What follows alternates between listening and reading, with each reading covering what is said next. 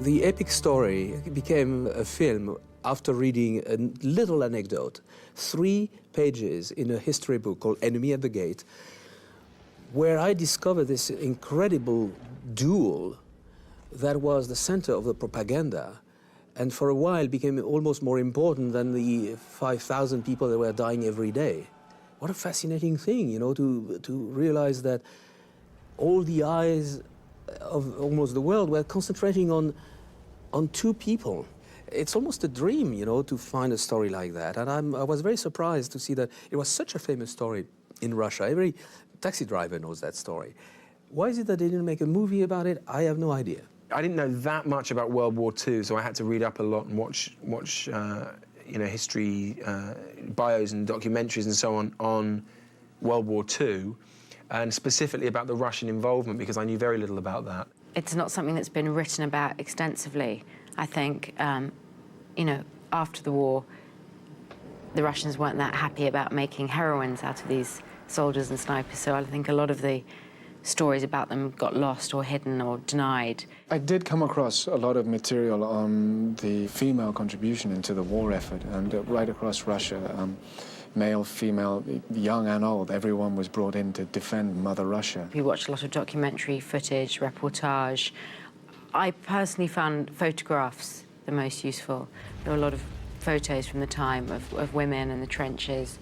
There's one that really stays with me of a woman who's, you know, in a very dirty old uniform, sleeping on her rifle in a trench. And there's something about her expression which really fed my imagination. It was important too to study snipering, and I worked on that quite extensively for a couple of months before and during. I mean, we had advisors on set all the time who would help us. If I had to kind of come into a certain scenario, they'd help me or advise me on what would be the most accurate way to come in and how to camouflage oneself and what to use and then how to get out and so on and so forth. We were trained by Jude and myself by Jim Dowdall, who's an ex-SAS military officer, and we had to learn how to handle a rifle, how to aim, how to fire, how to load, unload, clean, you know, pick up in a sling, whack on our back. We had to really learn to make the rifle a kind of an extension of our own bodies. I had a rifle that I was given, that I had at my house, that I could at least practice the bolt action and practice with the scope and holding it steady. And when I got here, I had a session where I actually got a chance to fire some live rounds, which I hadn't done, to feel the kick of the gun. Basically, the core of the story is a duel of eyes. Duel of men, duel of snipers, therefore a confrontation of people that scan the surrounding buildings and try to decipher what they see. Therefore, I needed the powerful eyes of birds of prey. And I must say that the first person that came that popped out and was like an obvious choice was Ed Harris. I had met Jean-Jacques before I had read the script, and his commitment to the project and his excitement about it was, you know, obvious. So it's always different when you read something knowing the intention behind it. Then we signed him, and only like 2 months later did I find Jude.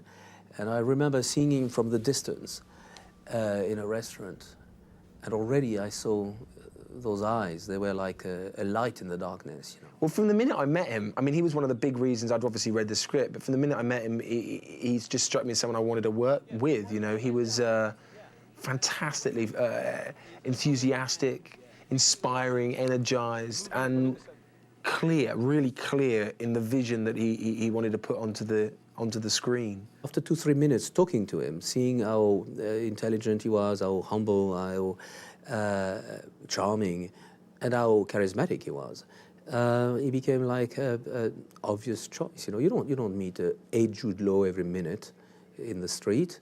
And you don't meet, when you do casting sessions for every day, you see 30, 50 young men, and you don't remember them. Well, when you meet Jude Law, you run to your phone and call the company and say, we have to make a deal. Tomorrow morning, Stalin himself will be sitting over breakfast, reading my words, memorizing your name. We're famous, Vasily. Khrushchev loved the article. He's promoted me to the general staff. And you to sniper division. Well, that's good. It's very good. It's very good. It's great. It's very good. Great! It's great! It's great! It's for both of us because we did it together. Together. It was wonderful to work with Jude. We're both from London and we live on the same street, and I see him, quite often. But it was really, bumping into him in the grocery store with his wife, but it's a real, honour and a privilege to work with him because I think he's really, such a fine actor. Personally, as an actor, I'm only as good as the person that I'm working opposite, and he was right there for me every second. I'd known Jude. I think we had met on an occasion. The National Theatre had a workshop for young actors when we were around about 20, and I'd met him on and off once or twice before, and likewise with Rachel I'd met and worked with before. So there was a warmth and a generosity and a good collaboration and interplay between us all, and it was a really fun collaboration, and hopefully it sort of transcends onto the screen.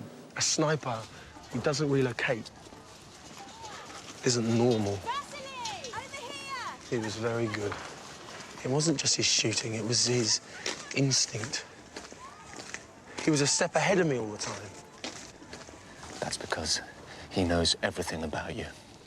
His name is Koenig. Major Koenig. They've sent him here to find you.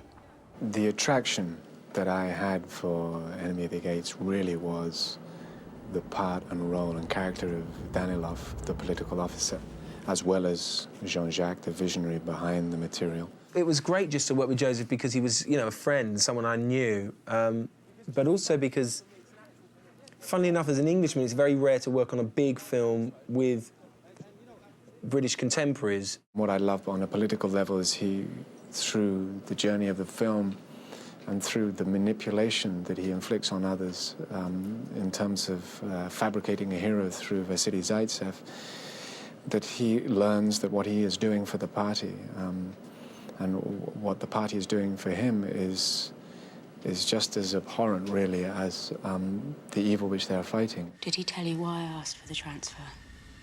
No. This morning, a list arrived at headquarters. It was a list of civilians who'd been rounded up and sent to Germany in a convoy that left Stalingrad 3 weeks ago. My parents were amongst them. I play the character Tanya Chernova, and she was a woman who really existed and did fight in the siege of Stalingrad. I think what drew me towards her was her kind of, I suppose, a certain fierceness that she has. It was fun too because there we were, 1 week we would all be working together in these huge sort of setups with hundreds of other people and explosions going off and crawling through mire after mire, and then we'd also then get the chance to do very intimate, dramatic scenes. You're upset because Zaitsev is dead. You don't have to hide it. There's no shame in it. You're Russian like he is. Don't listen to them. It's just propaganda. He isn't dead. And do you know why? Because I haven't killed him yet. Jean-Jacques, I think, really, has always perceived the character more as a presence than anything.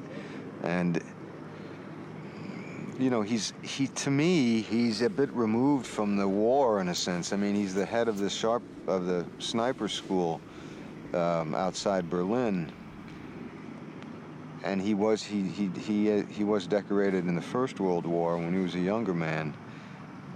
But my sense is that he's not a member of the Nazi Party, although he's in the Waffen, SS, the unit that he's in.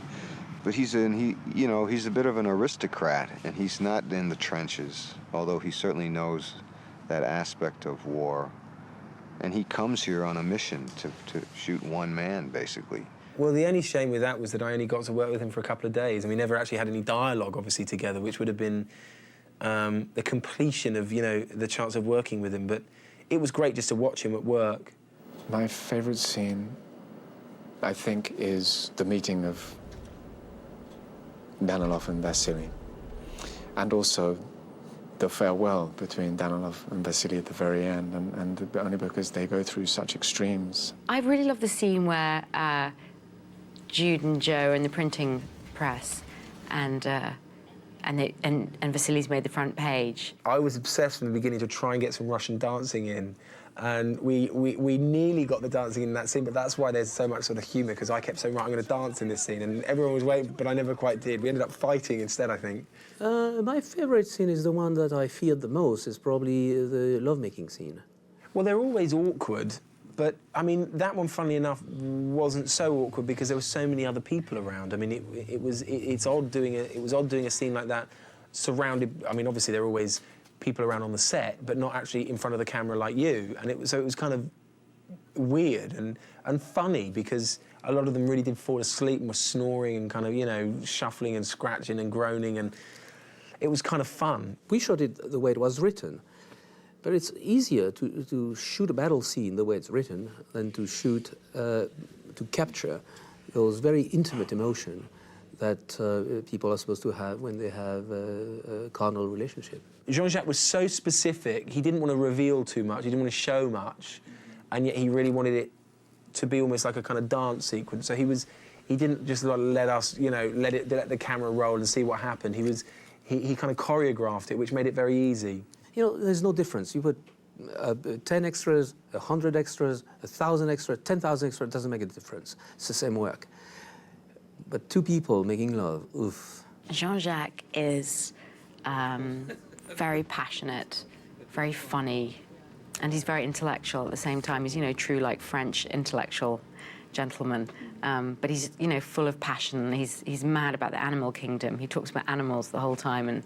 And I said to him one day, I said to him, God, you really love animals? He went, yes, of course. He said, especially me.